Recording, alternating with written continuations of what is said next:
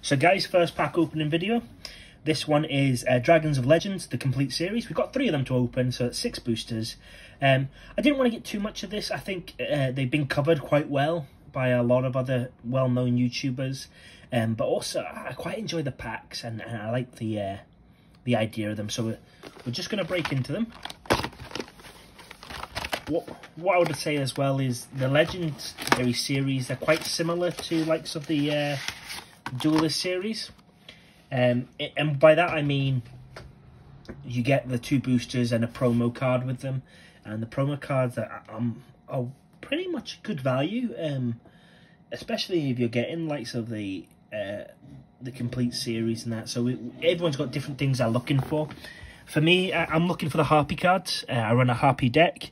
And Element of Heroes, that's the 2 decks that I enjoy the most playing. So for me, I'd like to get the Harpy Synchro, but we're happy with whatever we get, to be honest. And these packs, as we go through them, you'll see that there is a lot of high quality cards. So it's not a bad set to get. So we'll just get into these just now. You get a dice as well, a promo dice, with each of these. So that's our one here. That's the Eye of Timaeus, I believe. Really nice dice. A lot of people enjoy collecting the dice, often from YCSs and championships. You'll often get some free dice occasionally with your entry. Collectors love them. These dice aren't going to be too valuable, if we're honest, just because of how readily available the Dragon of Legends set is. But certainly great for collectors, and certainly great for your game as well. Dice can come in handy, just like a coin can, for a lot of Yu-Gi-Oh! Decisions, as well as Pokemon, if you're playing Pokemon as well. So unfortunately we did not get the Synchro, but what we did get was the Awakening of Possessed Razurai. I pronounced that terribly. Again, apologies for any pronunciations, especially if they offend.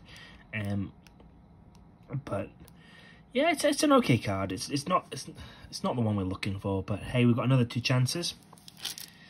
So a decent amount of cards in each booster. What I would say as well is the artwork on these cards are pretty nice as well. So we have a Lilybot,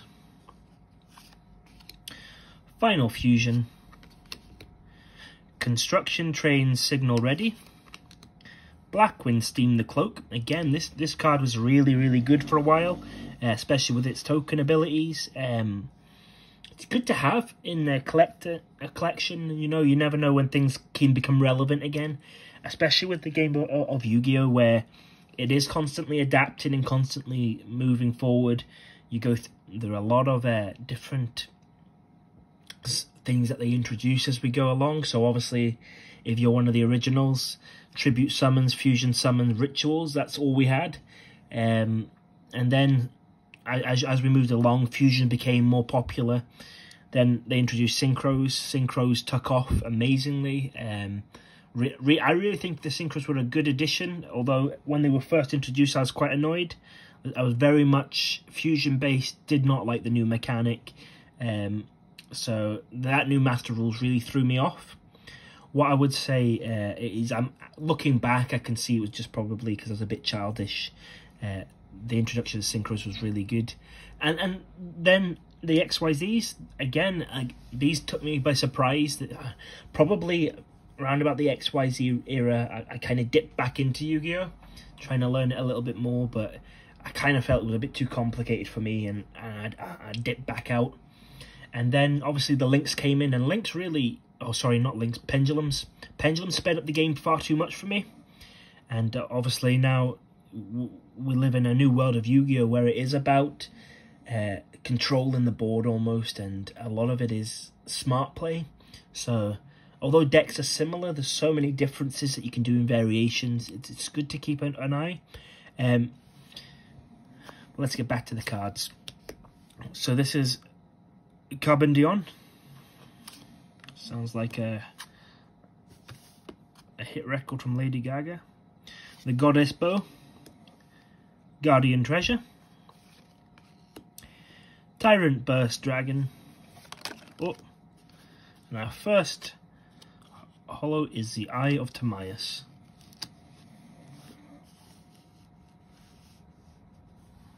Also have Galaxy Eyes Cypher Dragon, the legendary Knight Hermes, with a super Raid Raptor, and the rest just generic cards. But again, I don't know if you're into rarities or if you're more interested in what's meta and what's not. There's not many meta cards you're going to get from these packs, if that's what you're looking for, but certainly for the collector, there is a lot of things here that will give a bit of value to you. And again, if you like a card, get it graded as well. Grading's a fantastic way to retain value, especially down the road. I'm sure you guys have seen a lot of Yu-Gi-Oh cards going for a lot more just because of the grading, and obviously everyone's after that Gem Mint 10. But the same token, if a card's nice to you, then why not? I'm just gonna Red Eyes Burn. Used to run a Red Eyes deck myself. Relay Soul, Red Eye Spirit. Oh, a few of the Red Eyes cards. So we've got Mathematician, Toon Kingdom, a really good pull. I've got a few friends who are quite into their toons. Cosmic Hand, again, double toon. That's a very toon-based pack, but no complaints there at all. Toon Kingdom, obviously one of the more valuable cards to pull from the set. Fantastic addition for toon decks. Again, I think this is probably the first reprint of Toon Kingdom, if I'm thinking right. Before they released it, obviously, as an Ultimate. I might be wrong there, so don't quote me. But definitely, it's the most affordable way to get Toon Kingdom. And one of the things Konami do that I quite enjoy is they often re-release cards that were originally quite expensive. And I quite like it, but I know a lot of people don't like it in the sense that, obviously, if they've spent the money on those cards, it can be a little kick in the teeth. But on the same token, what I would say is it really brings people back into the game. You can really have a decent deck, to be fair, for a very modest price. There's a lot of decks out there that can become meta by just a few tweaks, and there are a lot of staple cards, a lot of hand traps that are needed, and a lot of monsters that are really all-round attackers that you kind of need in most decks. Konami have done a really good releasing these to make them accessible. They did the likes of the Dual Power series that released a few extras back into the system. They've released a lot of box, but I can't remember the name of it just now. It'll come to me. Let's get back to the packs though. I'm trying to remember. It was Dude, I think, where they released a lot of the hand traps back in to mainstream almost. A lot of them had a lot of reprints at this stage anyway, but it meant that just for a small £28, I think is in UK dollars, it's probably about $30 round about there. But you got a lot of staple cards and a lot of cards that were maybe a bit difficult for the casual player to get. Final Fusion, Goddess Bow. I tried to dabble in a little of these, like the Goddess Bow and the mallet, the Time Mallet and stuff like that, but we just couldn't get the consistency up. So here's our holo, a Rank Up Magic Quick Chain, another Comic Hand, sorry, another Rank Up Magic Quick Claw. Oh, in fact, 2 copies of Quick Claw in the same box. I've not seen that before, but hey, we'll take what we get. Would have been nice if it was 2 of the Dark Magician Girl, but no. For me, I quite enjoy just building my collection. Wiretap, again, another good trap card. Getting a reprint. The Philosopher's Stone, if you want to go for those plays. Tomb Briefcase, Black Sonic, and Timaeus and Knight of Destiny. So again, not a great booster, but not the worst. What we'll do is we'll just pile them up. Apologies if you can hear my dog in the background. He's just making sure that we know he's there. And what we'll do is get into the last booster box. And this one's got a different dice. I believe this one is probably Kratos. Again, I probably pronounced that wrong. Well, this one's a synchro, so that means we've got our Harpy. So we're quite happy with that. That's a new addition to the Harpy deck. Again, if it's something that you guys are interested in, we can always do a deck profile.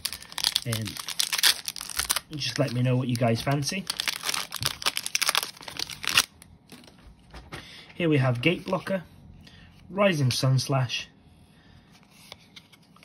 Final Fusion, Relay Soul, some rank ups. Oh, so that's just got a play set of Comic Hands, a Ra's Disciple.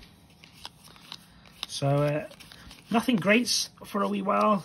Since that Toon Kingdom, we've not really had a great pull. So hopefully we can change it with this last pack. Again, apologies for the quality of the videos and so on. I am just in the learning process, so again, any feedback will be greatly appreciated. And I know obviously it's not ideal having my dog in the background, so certainly going for videos going forward, we'll look to see if we can get him in a different room and try it out that way. But let me know what you guys think. If it's not too bad, then we'll see what we can do. Maybe even get him on the channel. A man and his dog and some cards, you know. What more could you ask for? The Flower Guardian Lightsworn. Oh, I can't quite read that just now, but it's quite nice. Oh, that's Kratos. So, not the best of boosters. If you're investing in this, it's one of those ones where there's a lot of good cards, a lot of good things you can pull from there. The Dark Magicians Girls, probably what people are looking for in the Dark Magicians. What I would say is, if you are getting them, you are going to get your money's worth, in the sense that you are guaranteed one of these secrets. There's 7 in total. These secrets, you can keep them sealed over time. Eventually they will gain in value. Not much, but they will eventually go up. Certain cards probably won't get a reprint anytime soon, so the Jinzo Layered and the Cyber / Harpy Lady, they're probably not going to see a reprint for any time in the next 3 or 4 years. A few reasons behind that will be, one, the decks are fun to play, but they're not topping. You'll see 1 or 2 that sneak in, but on the whole, they are just fun to play decks. So these are more for casuals. They're not high price, so you can get one of these boxes for relatively cheap online, or even from your local store once coronavirus settles down.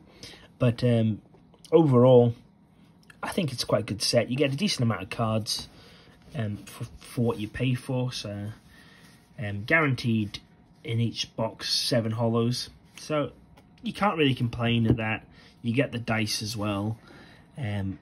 So overall, I think it's probably one of their better products. I really like the Legendary Dragons series, and I really like the Legendary Collection series that they've introduced. So that's why I decided to go for that as my first opening.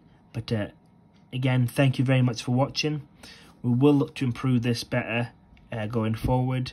Please give me your feedback, and we'll see where we can go from there. Thanks for watching.